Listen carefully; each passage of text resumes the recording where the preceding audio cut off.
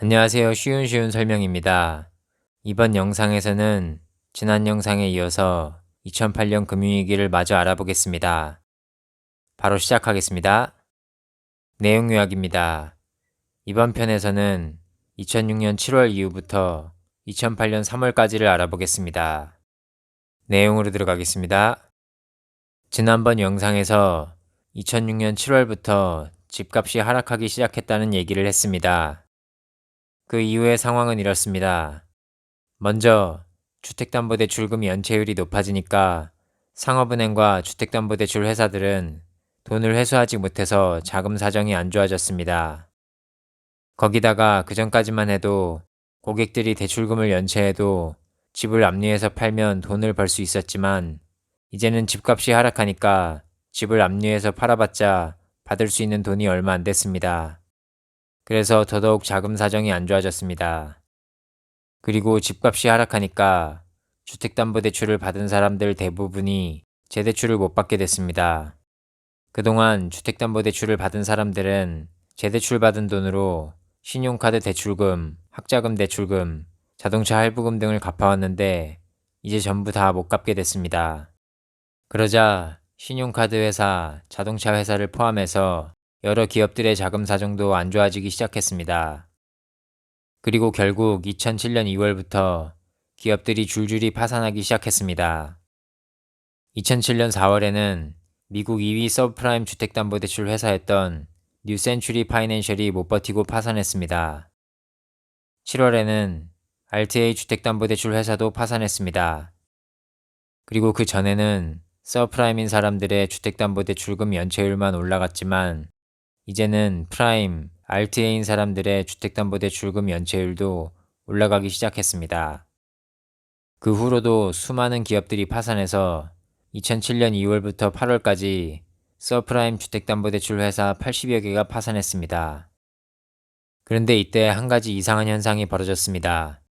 서프라임 주택담보대출금 연체율이 높아지고 주택가격이 하락해서 MBS, CDO, 합성 CDO의 부도율도 높아졌는데 당연히 낮아져야 할 MBS, CDO, 합성 CDO의 가격과 신용 등급이 낮아지지 않은 겁니다.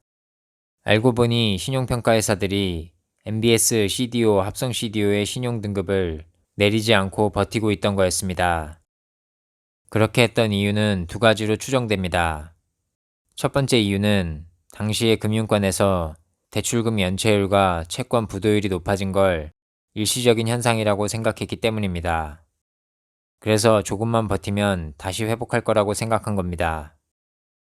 두 번째 이유는 신용평가회사가 모든 사태의 원흉으로 지목되는 걸 피하고 싶었기 때문입니다. MBS, CDO, 합성 CDO의 신용등급을 내리면 큰일이 벌어질 텐데 그게 신용평가회사 때문에 시작되었다는 말을 듣기 싫었던 겁니다. 여기서 잠시 MBS, CDO, 합성 CDO의 신용등급이 낮아지면 어떤 일이 벌어지는지 보겠습니다. MBS, CDO, 합성 CDO를 다 부르기엔 길어서 이제부터 채권이라고 부르겠습니다. 먼저 채권의 신용등급이 하락하면 가격이 낮아지고 위험도가 높아집니다. 그러면 채권을 갖고 있던 기업들과 투자은행, 헤지펀드들은 손해를 보게 됩니다. 그리고 채권 가격이 더 떨어지기 전에 팔려고 내놓을 겁니다. 상업은행도 손해를 보게 됩니다. 그러면 현금이 부족해지니까 대출을 줄일 겁니다. 그리고 BIS 자기자본 비율을 유지하기 위해서 위험도가 높아진 채권을 팔려고 내놓을 겁니다.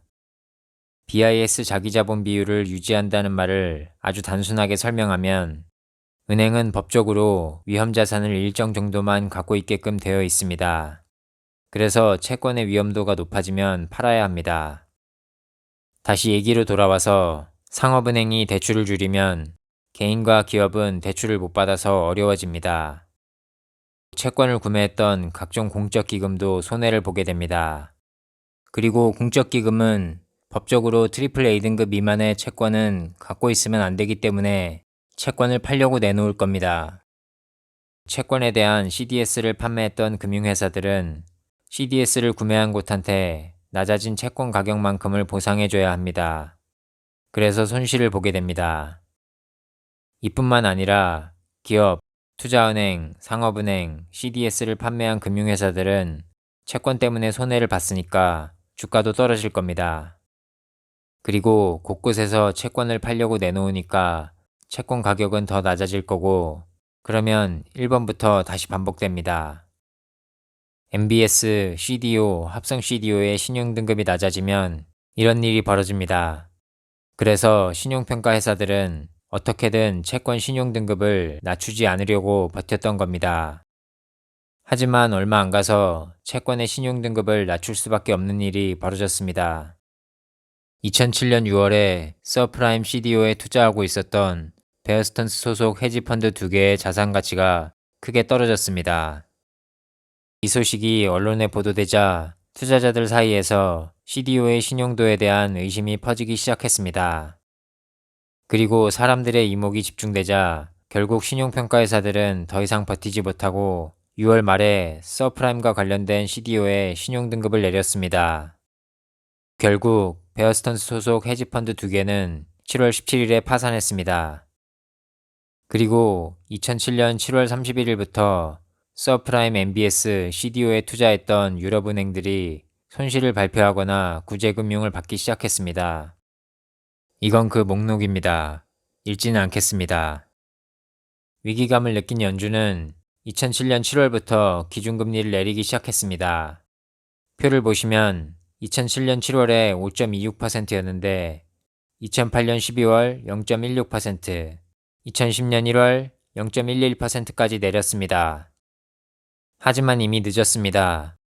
2007년 10월에는 미국 은행들이 손실을 발표하고 직원들을 해고하기 시작했습니다. 2008년 1월 미국 최대 주택담보대출 회사였던 컨트리와이드가 뱅크 오브 아메리카에 인수됐습니다. 2008년 3월 미국 5위 투자은행이었던 베어스턴스가 JP 모건 체이스에 인수됐습니다.